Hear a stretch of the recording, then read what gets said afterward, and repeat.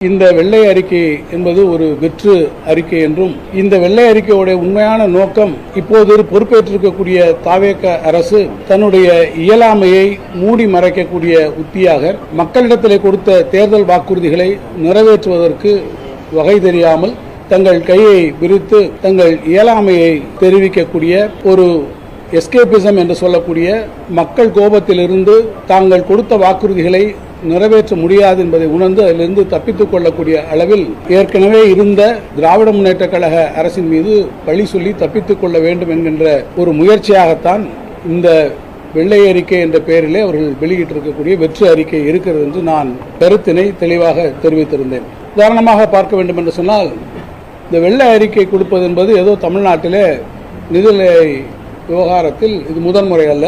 இதற்கு முன்பாகவே கூட பல முறை வெள்ளை அறிக்கைகள் வெளியிடப்பட்டிருக்கிறது. இது மூன்றாவது முறையாக வெளியிட்டிருக்கிறார்கள். 2001ஆம் ஆண்டு அன்றைய முதலமைச்சர் அம்மையார் அவர்கள் பொறுப்பேற்ற போது அவர்கள் ஒரு வெள்ளை அறிக்கை வெளியிட்டார்கள். 2021 கழகம் பொறுப்பேற்ற போது அன்றைய நிதியமைச்சர் பிடிஆர் அவர்கள் ஒரு நிதி அறிக்கை வெள்ளை அறிக்கை வெளியிட்டார்கள். இப்போது தாவேக அரசு மூன்றாவது முறையாக இந்த வெள்ளை அறிக்கையை வெளியிட்டிருக்கிறது. 3 முறை இந்த வெள்ளை அறிக்கை கொடுத்திருந்தாலும் கூட இந்த 3 முறை கொடுக்கப்பட்டிருக்கக்கூடிய இந்த வெள்ளை அறிக்கைகளுக்குள்ள என்ன வித்தியாசம் என்பதை நாம் முதல்ல பார்க்கணும். 2001 அம்மையார் அவர்கள் ஆட்சி பொறுப்புக்கு வந்த உடனே வெளியிட்ட அந்த வெள்ளை அறிக்கையை பார்த்தீங்கன்னா, அதற்கு முன்பாக இருந்த 10 ஆண்டு காலத்தை எடுத்துக்கொண்டு அவர்கள் அந்த வெள்ளை அறிக்கையுடைய காலத்தை எடுத்துக்கொண்டார். 10 ஆண்டு காலத்திலே தமிழ்நாட்டினுடைய நிதிநிலை அறிக்கை குறித்து கொடுத்தார். 91 இருந்து 2001 வரை, அது 91 இருந்து 96 வரை அவருடைய ஆட்சி காலமாக இருந்தது. 96 இருந்து 2001 கழகத்தினுடைய ஆட்சி காலம். அப்ப இன்னைக்கு இருக்கக்கூடிய நிதி செயலாளர் கூட அந்த நிதிநிலை இந்த வெள்ளை அறிக்கை வெளியிட்டில் அவருக்கும் அப்போது பங்கு இருந்தது. 2021 நம்முடைய கழகம் ஆட்சிக்கு வருகிற போது 15 வருஷங்களை நம்ம கணக்கில் எடுத்து 15 வருஷத்துக்கான நிதிநிலை அறிக்கை அந்த வெள்ளை அறிக்கையை நம்ம கொடுத்தோம். 2006, 2011 கழக ஆட்சி இருந்தபோது கலைஞர் அவர்கள் தலைமையில் இருந்த ஆட்சியிலிருந்து எடுத்துட்டு தொடர்ச்சியாக 2016, 2021 அந்த ஆட்சி முடிகிற போது, எடப்பாடி அவர்கள் தலைமையிலான அந்த ஆட்சி முடிகிற போது, ஆக 2006 இருந்து 2021 ஆரம்பம் வரை இருந்த அந்த காலகட்டத்தை ஏறத்தாழ 15 வருஷத்துக்கு எடுத்துட்டு அவங்க நம்மளுடைய ஆட்சியில் அதை கொடுத்தோம். ஆனால் இப்போது 2026 தாவேக பொறுப்புக்கு வந்த உடனே இவங்க எடுத்துக்கிட்டு இருக்கக்கூடிய இந்த காலகட்டம் வெறும் கடந்த 5 ஆண்டு கால திமுக ஆட்சியை மாத்திரம்தான் அவங்க எடுத்துக்கிட்டு இருக்காங்க. இதுக்கு என்ன காரணம்? திமுக ஆட்சியை மட்டும் எடுத்துக்கொண்டு சொல்ல வேண்டியதற்கான காரணம் என்ன? இதற்கு முன்பாக இருந்த ஆட்சிகளை குறித்து, அந்த முன்பாக இருந்த ஆட்சியை குறித்து மறைப்பதற்கான காரணம் என்ன? அந்த ஆட்சியில் இருந்த நிதி விவகாரங்களை குறித்து சொல்வதற்கு என்ன தயக்கம்? ஒருவேளை யாரை காப்பாற்றுவதற்காக இந்த வெள்ளை அறிக்கையில் அந்த ஆட்சிகளில் அந்த காலகட்டங்களை எடுத்துக்கொள்ளவில்லை என்ற கேள்வி வருகிறது. யாரை காப்பாற்ற வேண்டிய முயற்சி, அல்லது இவர்களே சொன்னது போல தீர்ந்து போய்விட்டதாக இவர்களாக சொன்னார்களே, அவர்களிடத்திலிருந்து கவர்ந்து கொள்வதற்கு ஏதேனும் இருப்பதா என்பதை ஒரு முயற்சித்து பார்க்கக்கூடிய வகையிலே இந்த வெள்ளை அறிக்கையில் திமுக ஆட்சி காலத்தை மட்டும் அவர்கள் எடுத்துக்கொண்டிருக்கிறார்களா, யாருடைய தயவை எதிர்பார்த்து இதில் இருந்து அவர்களுக்கு விலக்களித்திருக்கிறார்கள், யாரை காப்பாற்றக்கூடிய முயற்சி என்பதை நான் உங்களுடைய பார்வைக்கு விட்டுவிடுவதற்கு விரும்புகிறேன். நான் முதல்ல சொன்னதை போல இந்த வெள்ளை அறிக்கையினுடைய நோக்கமே மக்களிடத்திலிருந்து என்ன சொல்லி தப்பித்துக் கொள்வது, ஆழந்தெரியாமல் காலை விட்டு பெரிய அதிர்வேட்டுடன் வானவேடிக்கைகளுடன் நிறைவேற்ற முடியாத ஒரு தவறான அல்லது பொய்யான வாக்குறுதிகளை மக்கள் மன்றத்திலே வழங்கி மக்களை நம்ப வைத்து ஏமாற்றி ஆட்சி பொறுப்புக்கு வந்துவிட்டோம். இப்போது ஆட்சி பொறுப்பிற்கு வந்ததற்கு பிறகு அதிலிருந்து தப்பித்துக் கொள்ள வேண்டும் என்பதற்காக நான் இந்த அறிக்கையை வெளியிட்டிருக்கிறார் என்று நான் சொன்னேன். அதில் ஒரு ஒப்பீட்டை செய்ய விரும்புகிறேன். 2021ஆம் ஆண்டில் திராவிட முன்னேற்ற கழகம் இந்த வெள்ளை அறிக்கையை வெளியிடுகிற போது, அந்த வெள்ளை அறிக்கை வெளியிடுகிற போதே அந்த எக்ஸிகியூட்டிவ் சம்மரியில் நாங்கள் சொன்னோம், This report is not an attempt to dilute the commitment given to the public என்று. அதாவது திராவிட முன்னேற்ற கழகம் அதற்கு முன்பாக 2021ஆம் ஆண்டு ஆட்சி பொறுப்பதற்கு வருவதற்கு முன்பாக தேர்தல் காலத்திலே கொடுத்த வாக்குறுதிகளை நாங்கள் புறந்தள்ளியோ அதை டைலூட் பண்ணுவதோ எங்களுடைய நிறைவேற்ற முடியாது என்று சொல்வதற்காகவோ அதற்கான ஒரு முயற்சியை மேற்கொள்வதற்காகவோ ஒரு அட்டம் பண்ணுவதற்காகவோ நிதிநிலையை ஒரு காரணமாக காட்டி எங்களால் அப்படியெல்லாம் செய்ய முடியாது என்று சொல்வதற்காக நாங்கள் இந்த வெள்ளை அறிக்கை வெளியிடவில்லை என்று திட்டவட்டமாக சொன்னோம். அதனுடைய அடிப்படை என்ன? நிதி நிலைமை எவ்வாறாக இருந்தாலும் நாங்கள் சொன்ன வாக்குறுதிகளை நிறைவேற்றுவோம் என்கின்ற உறுதிமொழியை சொல்லக்கூடிய வகையிலே தெளிவாக சொன்னோம். ஆனால் இப்போது 2024 இந்த வெள்ளை அறிக்கையில் அவர்கள் என்ன சொல்கிறார்கள் என்று கேட்டால், இந்த வெள்ளை அறிக்கையினுடைய முக்கிய நோக்கம், the single objective of this report is to inform the public about the fiscal space available to take new projects is very limited. அதாவது புதிய திட்டங்களை இப்போது இருக்கக்கூடிய சூழ்நிலையில் மேற்கொள்வதற்கான இந்த பிஸ்கல் ஸ்பேஸ் நிதி, அவரிடத்தில் இருக்கக்கூடிய அந்த நிதி பற்றாக்குறையாக இருக்கிறது. எங்களால் புதிய திட்டங்களை நிறைவேற்றுவதிலே அதை நிறைவேற்றுவதிலே சிரமம், எங்களால் முடியாது என்று சொல்வதை அவர்கள் ஆரம்பத்திலே சொல்லுகிறார்கள். அப்படி என்றால் தேர்தல் வாக்குறுதியிலே நாங்கள் சொல்லியிருப்பதை எதையும் எங்களால் நிறைவேற்ற முடியாது என்று எடுத்த எடுப்பிலேயே இந்த ஆட்சி கையை விரித்திருக்கிறது. அதை இந்த 2 ரிப்போர்ட்டுகளையும் நீங்கள் படித்து பார்த்தால் திராவிட முன்னேற்ற கழகம் கொடுத்த வாக்குறுதியை நிறைவேற்றுவதிலே எத்தகைய நிதி நெருக்கடிகள் இருந்தாலும் மக்களுக்கு கொடுத்த வாக்குறுதியை நான் நிறைவேற்றுவேன் என்று சொன்ன முதலமைச்சர் எங்கே? இல்லை இல்லை, இந்த நிதி நெருக்கடிகள் இவ்வாறு இருக்கிறது என்று எடுத்த எடுப்பிலேயே எங்களுடைய பிஸ்கல் ஸ்பேஸ் லிமிட்டடாக இருக்கிறது, மினிமலாக இருக்கிறது என்று சொல்லி தப்பித்துக்கொள்ள பார்க்கக்கூடிய இந்த அரசினுடைய முயற்சி நோக்கம் எங்கே என்பதை நான் பொதுமக்களுடைய கவனத்திற்கும் ஊடகத்தினுடைய கவனத்திற்கும் விட்டுவிட விரும்புகிறேன். ஆக நான் இன்னொன்றும் கூட நான் தெரிவிக்க விரும்புகிறேன். நம்முடைய இந்த விதிண்டே பொதுவாக வெள்ளை அறிக்கை எப்போ வெளியிடுவோம் கேட்டிங்கனாக்க பட்ஜெட்டுக்கு முன்னால் வெளியிடும். ஆனால் பட்ஜெட்டுக்கு முன்னால் கவர்னர் அட்ரஸ், ஆளுநர் உரைக்கு முன்பாக இதை வெளியிட்டிருக்கிறார்கள். காரணம், ஆளுநர் உரையில் நாளைக்கு புதிய திட்டங்களை சொல்லணும், கொடுத்திருக்கக்கூடிய வாக்குறுதிகளுக்கான கொள்கைகளை சொல்லுகிற போது இன்னென்ன திட்டங்களை நாங்கள் சொல்லணும். அதில் புதிய திட்டங்களை சொல்வதற்கு எங்களுக்கு வாய்ப்பில்லை என்பதற்கு ஒரு ப்ரிலூடாக அந்த யானை வரும் முன்னே மணி ஓசை வரும் பின்னே என்பதைப் போல நாளைக்கு நீங்கள் என்னிடத்திலே எதையும் எதிர்பார்க்காதீர்கள் என்பதை சொல்லாமல் சொல்லி கவர்னர் உரைக்கு முன்பாகவே இந்த வெள்ளை அறிக்கையை இந்த அரசு வெளியிட்டிருப்பதாக நான் கருதுகிறேன். தவிர இந்த வெள்ளை அறிக்கையில் வழக்கப்படி சில விஷயங்களை நிதியமைச்சர் அவர்கள் தெரிவித்திருக்கிறார்கள். அதே பழைய பல்லவிகள் தான். பல முறை நான் சட்டமன்றத்தில் இதற்கு விளக்கங்களும் சொல்லியிருக்கிறேன். இந்த முறை அவர்கள் ஒன்றை சொல்லுகிறார்கள். இந்த ஆட்சி முடித்துவிட்ட பிறகு 10 லட்சம் கோடி கடன் வைத்திருக்கிறார்கள். இந்த 10 லட்சம் கோடி என்பது அதற்கு முன்பாக அவர்கள் பொறுப்பேற்றுக் கொண்டிருக்கக்கூடிய காலத்தில் 4.8 லட்சம் கோடியாக இருந்தது. இந்த 5 ஆண்டு காலத்திலே அவர்கள் அதை 2 மடங்காக ஆக்கிவிட்டார்கள் என்கின்ற ஒரு குற்றச்சாட்டை அவர்கள் வைக்கிறார்கள். பொதுவாக நிதி நிர்வாகத்தினுடைய தன்மையும் நிதி தமிழ்நாட்டில் இருக்கக்கூடிய அந்த சூழ்நிலையும் இதனுடைய இந்த ஹிஸ்டாரிக்கலாக என்ன வந்து கொண்டிருக்கிறது என்பதை பார்க்க வேண்டியது இதில் முக்கியமான ஒன்று. 2006, 2007ஆம் ஆண்டு கலைஞர் அவர்கள் ஆட்சி காலத்தில் பார்த்தீங்கன்னா அவருக்கு முன்னால் இருந்தவங்ககிட்ட இருந்து எவ்வளவு இன்ஹெரிட் பண்ணாரு அப்படின்னு பார்த்தா 57,457 கோடி ரூபாய் கடன் கலைஞர் அவர்கள் இன்ஹெரிட் பண்ணியிருக்கார். 2011, 2012 அந்த காலகட்டத்தில் அம்மையார் ஜெயலலிதா அவர்கள் ஆட்சி பொறுப்புக்கு வருகிற போது இந்த கடன் 57,000 2 மடங்காக இருக்குது. 1,01,350 கோடியாக அவர்கள் துவங்கி இருக்கிறார்கள். அப்படியானால் கடன் அன்றைக்கே 2 மடங்காக இருக்கிறது.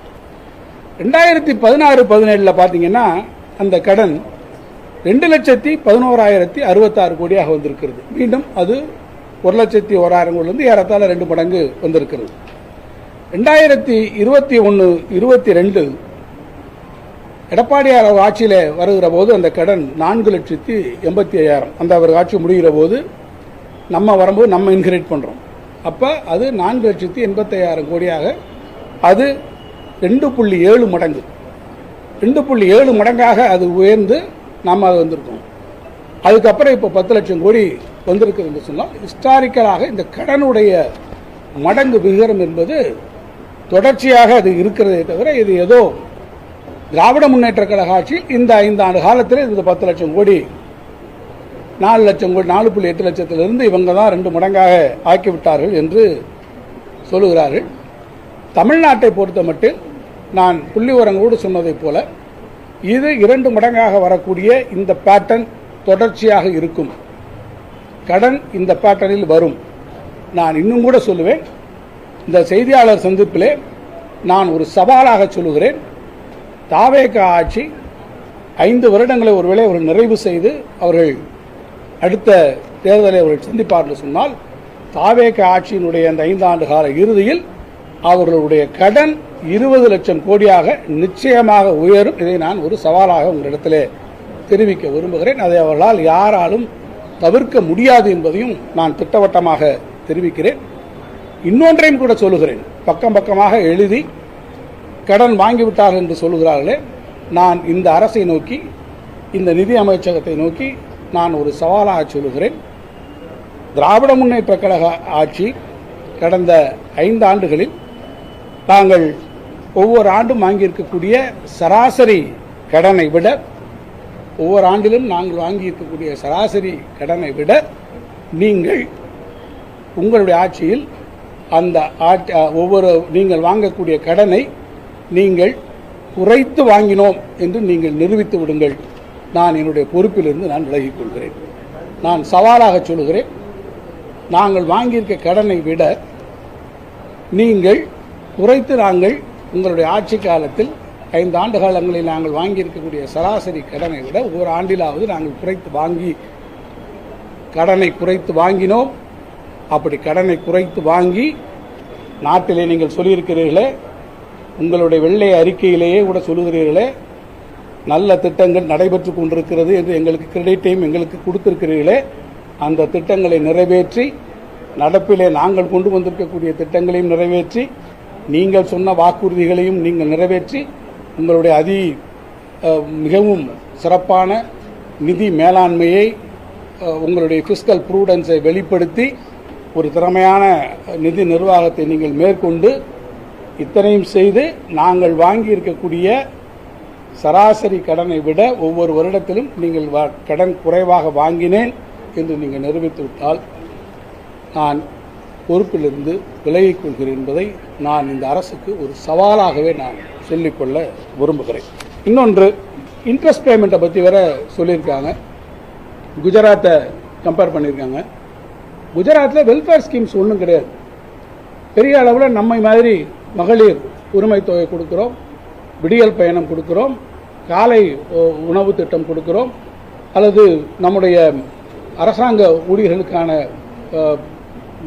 ஓய்வூதிய திட்டங்களை நாம் வழங்குகிறோம், நம்முடைய புதுமை பெண் திட்டம் தந்திருக்கிறோம், தமிழ் புதல்வன் திட்டம் நம்முடைய குழந்தைகளுக்கு தந்திருக்கிறோம். இப்படிப்பட்ட நலத்திட்டங்களை அவர்கள் குஜராத்தில் செய்யவில்லை. இதையெல்லாம் தமிழ்நாடு அரசு நாம் செஞ்சுட்டு இருக்கோம். இந்த நலத்திட்டங்களை நாம் செய்வதன் காரணமாக நம்முடைய டெபிசிட் ஃபண்டிங் எப்போதுமே அது அதிகமாக இருக்கிறது. இந்த டெபிசிட் ஃபண்டிங்க்கு நீங்கள் அதிகமாக செலவழித்து விட்டீர்கள், நீங்கள் கேபெக்ஸில் நீங்கள் எதுவுமே செய்யவில்லை என்று அவர்கள் அங்கே குறிப்பிட்டு சொல்கிறார்கள். கேபிட்டல் எக்ஸ்பெண்டிச்சரை பற்றி நீங்கள் சொல்லுகிற போது நான் அவரிடத்தில் கேட்க விரும்புகிறேன். நீங்கள் தேர்தல் அறிக்கையில் ஒரு செட் ஆஃப் வாக்குறுதி எல்லாம் கொடுத்துருக்கீங்களே, அந்த வாக்குறுதியில் என்ன வாக்குறுதிகள் கொடுத்துருக்கீங்க? 6 சிலிண்டர் கொடுக்குறோம்னு சொன்னீங்க, மகளிருக்கு உரிமை தொகை 2500 ரூபா கொடுக்குறோம்னு சொன்னீங்க, அதுக்கப்புறம் வேலை வாய்ப்பு இல்லாதவர்களுக்கு உதவித்தொகை கொடுக்குறோம்னு சொன்னீங்க, கூட்டுறவு கடனை தள்ளுபடி பண்ணுறோம்னு சொன்னீங்க, மின்சாரம் 200 யூனிட் மின்சாரம் இலவசமாக தருகிறேன் என்று சொன்னீங்க.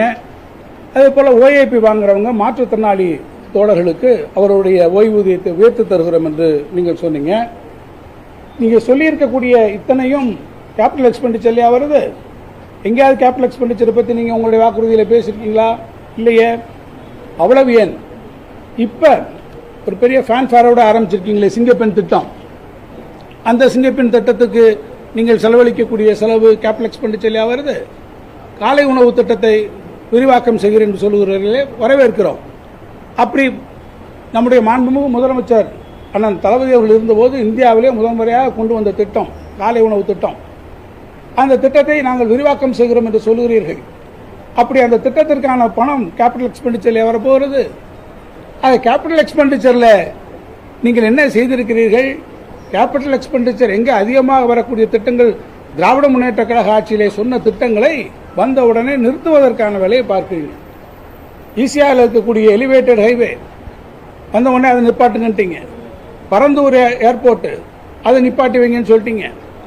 அதே போல தமிழ்நாட்டில் நடந்து கொண்டிருக்கக்கூடிய ஹைவே ஸ்பீடபிலிட்டி ஒர்க் எல்லா வேலையும் நிறுத்தி வைங்கன்னு சொல்லியிருக்கீங்க.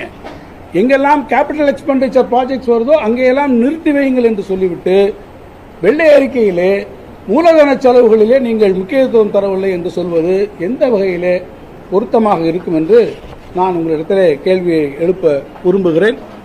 அதே போல ரெவென்யூ டெபிசிட் வந்து ஸ்ட்ரக்சரலாக இருக்குது அப்படின்னு ஒன்று நீங்கள் சொல்கிறீங்க. கோவிட் தொற்றுக்கு முன்பே கூட ரெவென்யூ டெபிசிட் அதிகமாக இருந்தது. கடந்த அதிமுக ஆட்சியில் அது மிக அதிகமான ஒரு நிலைமையில் இருந்தது.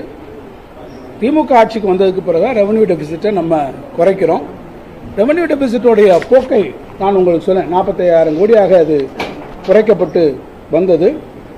2020-21 62,325 கோடியாக இருந்ததை நம்ம கழக ஆட்சி 21-22 நம்ம ஆரம்பிக்கும் போது 45,000 கோடியாக வந்தது. ஏறத்தாழ 20-21 3.486% ஜிஎஸ்டிபியில் உங்களுடைய ரெவென்யூ டெபிசிட்டோடைய ரேஷியோ என்னவாக இருந்தது? 3.48 இருந்து திருப்பி 2024-25 1.47 இந்த வருவாய் பற்றாக்குறையினுடைய விகிதத்தை நாம் தொடர்ச்சியாக குறைத்திருக்கிறோம். சரி, 2024-25 45,000 கோடியாக இருந்தது. நீங்கள் 78,000 கோடியாக அது கடந்த ஆண்டு வந்திருக்கிறது என்று சொல்லியிருக்கிறீர்கள். அந்த 78,000 கோடி வருவதற்கு என்ன காரணம்? அதை சொல்லியிருக்கணும் அல்லவா? அதை சொல்லியிருந்தா ஒன்றிய அரசாங்கத்திற்கு என்னென்ன பிரச்சனைகள் வந்தது, என்னென்ன சவால்களை திராவிட முன்னேற்ற கழக அரசு எதிர்கொண்டது, இந்த காரணத்தால் வந்திருக்குன்னு சொல்லியிருக்கணும் அல்லவா? ஒன்றிய அரசை பற்றி எந்த வார்த்தையுமே சொல்ல வரலையே. நிதி பற்றாக்குறைகளுக்கு அதிகபட்சமான காரணம் என்ன? கடந்த ஆண்டிலே வரக்கூடிய வருவாய் பற்றாக்குறைகளுக்கு மிக முக்கியமான காரணமாக என்ன இருந்தது? ஜிஎஸ்டி ரேட் ரேஷனலைசேஷன் பண்ணாங்களே, அதனுடைய தாக்கம் என்ன? அந்த தாக்கம் எல்லாவற்றையும் எப்படி பாதித்திருக்கிறது? எதையாவது சொல்லியிருக்கணுமே, சொல்லலை.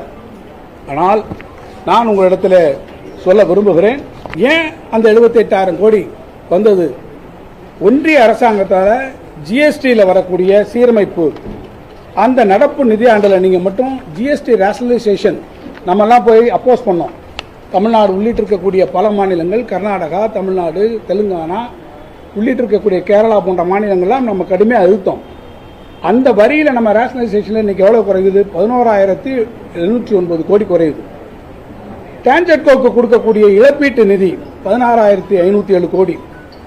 ஒன்றிய அரசிலிருந்து வரக்கூடிய சமரச சிக்ஷா திட்டத்திலிருந்து 3,548 கோடி நிறுத்தி வச்சாங்க.